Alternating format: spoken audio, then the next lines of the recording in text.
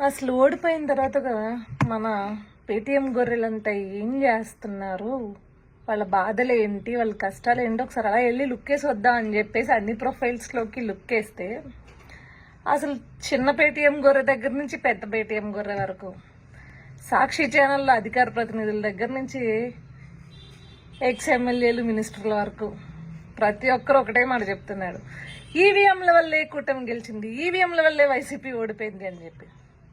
సరే, మీకు ఉచితంగా ఒక ఉచిత సలహా ఇస్తే తీసుకోండి. ఇట్లానే ఈవీఎంల మీద ఏడ్చుకుంటూ కూర్చున్నారనుకో, ఈ ఐదేళ్ళు కాకపోతే 10 ఏళ్ళు అయినా సరే ఫ్యూచర్లో ఎప్పుడు గెలిచే ఆప్షనే మీకు ఉండదు. కనీసం ఏదన్నా ప్రజల తరపున అధికార పార్టీని ప్రశ్నిస్తేనో, ప్రజలకి పనులు చేసి పెట్టాలని గుర్తు చేస్తేనో కనీసం అవగాహన ఉంటుంది.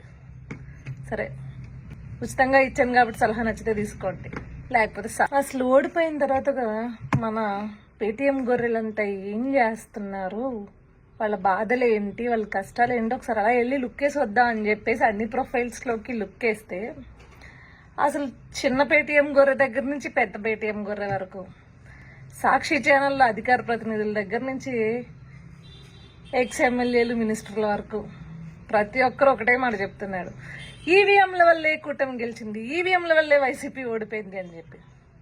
సరే, మీకు ఉచితంగా ఒక ఉచిత సలహా ఇస్తే తీసుకోండి.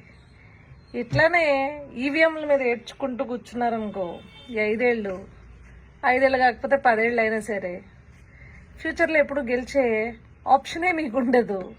కనీసం ఏదన్నా ప్రజల తరపున అధికార పార్టీని ప్రశ్నిస్తేనో, ప్రజలకి పనులు చేసి పెట్టాలని గుర్తు చేస్తేనో కనీసం అవగాహన ఉంటుంది. సరే, ఉచితంగా ఇచ్చాను కాబట్టి సలహా నచ్చితే తీసుకోండి, లేకపోతే సావండి.